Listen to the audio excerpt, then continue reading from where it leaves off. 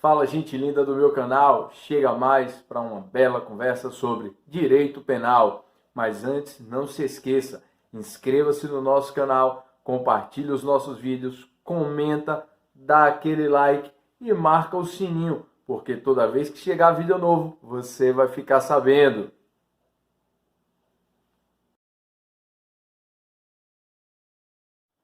Assédio sexual. Artigo 216-A do Código Penal. Esse é o nosso tema da nossa conversa de hoje. Pois vamos lá.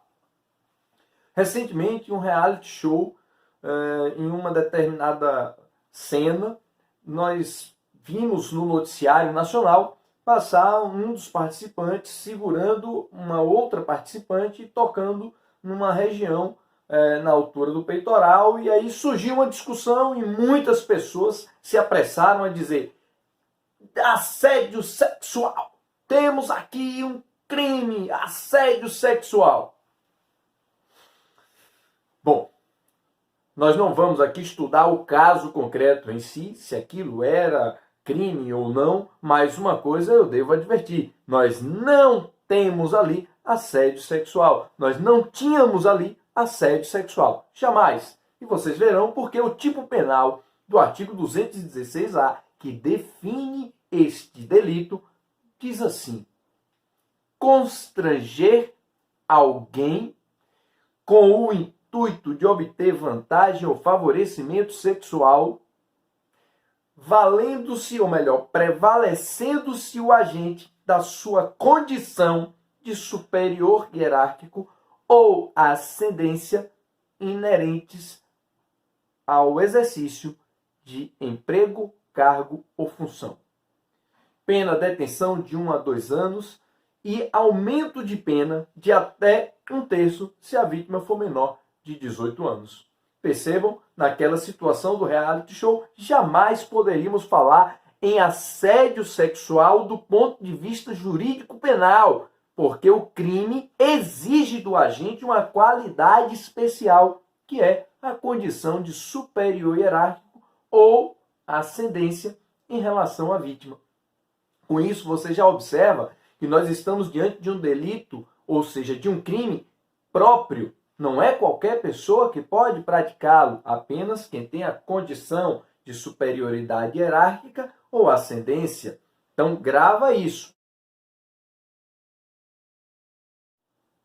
Do outro lado, eu tenho o sujeito passivo.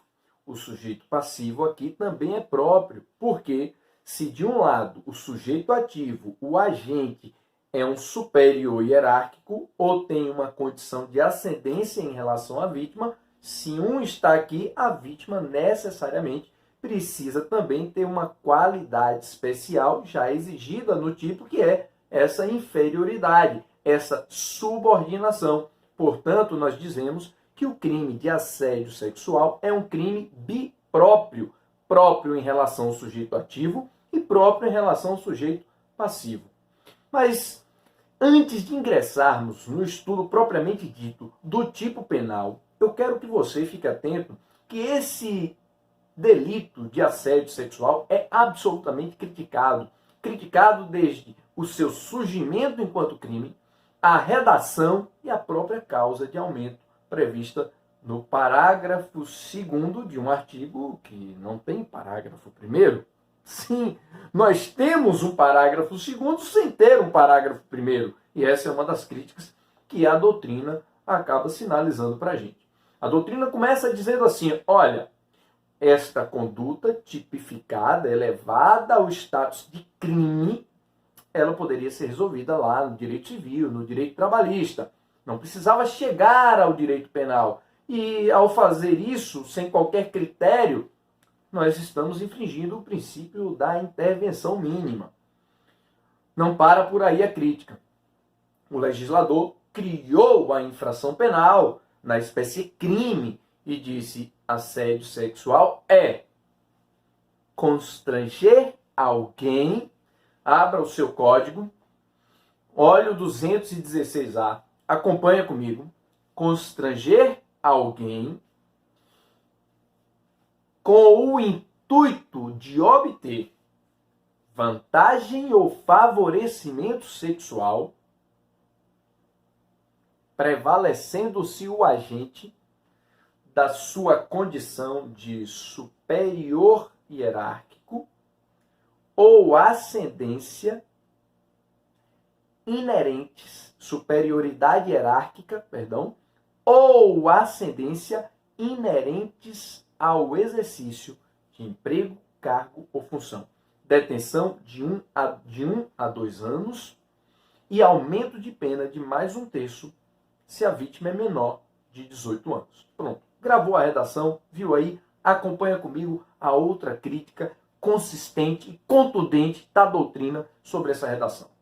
César Roberto Bittencourt, que me parece tratar isso com muita propriedade, com detalhe, com bastante cuidado. Ele diz assim, olha, o legislador escolheu o verbo constranger, a conduta, e o verbo constranger. Constranger nós já estudamos lá no estupro. E você viu que constranger normalmente é utilizado pelo legislador com a acepção de obrigar, de forçar, de impor à vítima um comportamento que ela não deseja. No caso do estupro, você viu constranger alguém mediante violência ou grave ameaça a ter conjunção carnal, a praticar outro ato libidinoso ou a permitir que com ela se praticasse algum ato libidinoso, algum outro ato libidinoso. Quando nós chegamos no assédio sexual, o legislador vai de novo nesse verbo, nesta conduta, constranger e traz. E agora, o que fazemos? A crítica não para por aí. César Roberto Bittencourt pega isso e diz, presta atenção no verbo, constranger. O verbo constranger é duplamente transitivo, exige complemento direto e indireto. Porque constranger, quem constrange, constrange alguém a alguma coisa. Sim, olha o estupro. Constranger alguém a ter conjunção carnal, por exemplo, complemento direto e o complemento indireto. Quando você chega no 216A, o legislador disse assim, constranger alguém, legal, tenho aqui um complemento. Constranger alguém. A quê? Cadê o outro complemento? O legislador não trouxe. Ele disse constranger alguém com o intuito de obter vantagem ou favorecimento sexual. Cadê o outro complemento?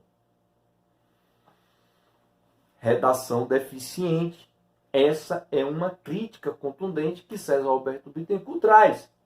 E como eu vou separar, como eu vou interpretar de maneira adequada esse constranger, para que eu não confunda, para que eu não trace, não crie uma relação de proximidade com o estupro. Como é que eu vou separar? Já que eu tenho constranger no 213 e agora 216A, tenho outra vez o constranger. César Roberto Bittencourt diz, a forma melhor de resolver esse dilema é conceber o verbo, a conduta, constranger, no sentido de embaraçar, de envergonhar, de intimidar. E é nessa linha que eu venho acompanhando e nessa linha é que eu penso o assédio sexual. Essa conduta de constranger no sentido de envergonhar, de embaraçar, de intimidar a vítima através daquelas cantadas inoportunas, daqueles gracejos insistentes, inoportunos. Gravou isso? Vem para cá. Então, o agente constrange alguém prevalecendo-se, visante, com o intuito de obter vantagem ou favorecimento sexual, mas o faz prevalecendo-se da sua condição de superior hierárquico, prevalecendo-se o agente da superioridade hierárquica ou ascendência inerentes ao exercício de emprego, cargo ou função.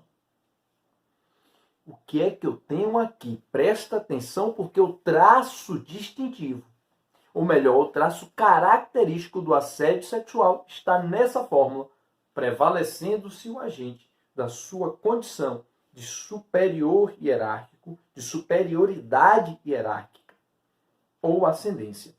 Quando a doutrina se debruça nessas duas figuras, nesses dois elementos, superioridade hierárquica e ascendência, sinaliza para a gente o seguinte: superioridade hierárquica é inerente às relações trabalhistas laborais no âmbito público, da administração pública.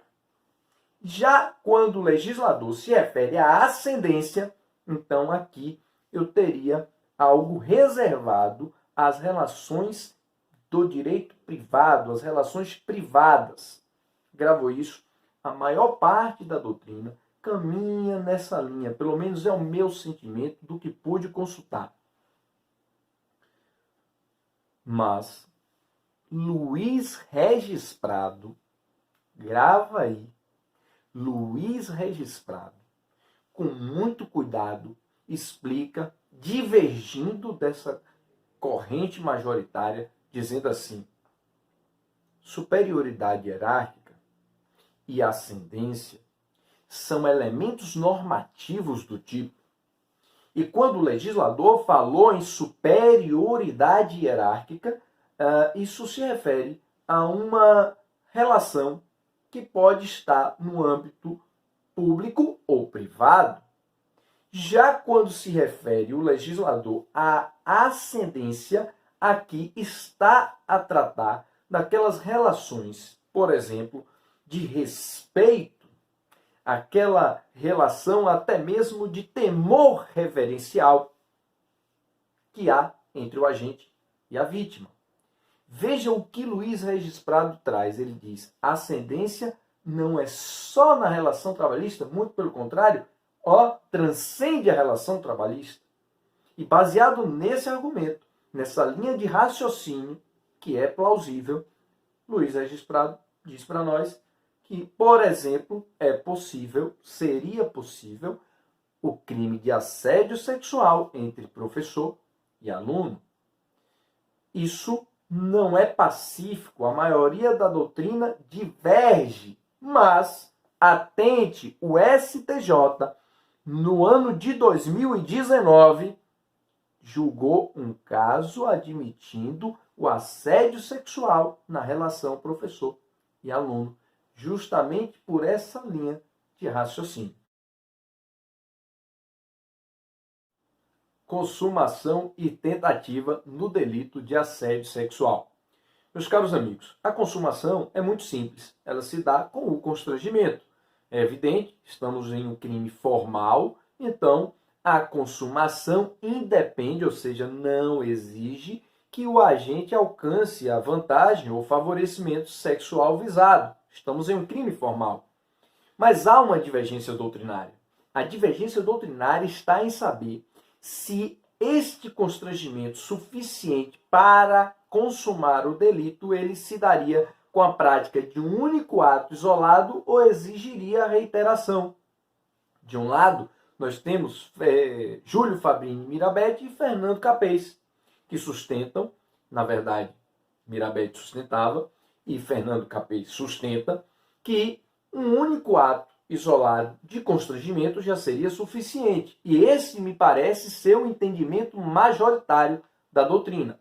Do outro lado, eu tenho corrente doutrinária sustentando que este delito seria um crime habitual, ou seja, a sua consumação só se daria com a reiteração de atos. Isso se dá justamente porque quando se fala de assédio dá a ideia de uma ação persecutória, insistente, então exigiria reiteração. Nesse sentido, nós temos Rodolfo Pamplona Filho, que, citado por Rogério Sanches, fala: esta doença social, ela não se configura, pelo menos falando doutrinariamente, com a prática de um ato isolado. Para esse crime existir, seria necessário verificar se houve ou não reiteração, porque seria, nesse caso, um crime habitual. E aí, saber se há tentativa ou não, se admite tentativa ou não nesse delito, é simples. Se você segue uma corrente, a corrente de Mirabete, de Fernando Capês, que um ato só já é suficiente para caracterizar o crime, para consumá-lo, naturalmente você vai admitir tentativa porque eu tenho um crime plurissubsistente. A tentativa é absolutamente admissível. E esse é o pensamento que me parece prevalecer na doutrina. Mas, se você se filiar à corrente minoritária, que entende ser um crime habitual, nós sabemos que a doutrina, na sua plenitude, eu vou dizer plenitude, porque na verdade, na sua maioria, porque há uma divergênciazinha pequena, não admite tentativa em crime habitual, tá certo? Então fica atento para isso. E não se esqueça de se inscrever no nosso canal, compartilhar os nossos vídeos, comentar, dar aquele like e marcar o sininho, porque toda vez que chegar vídeo novo, você vai ficar sabendo.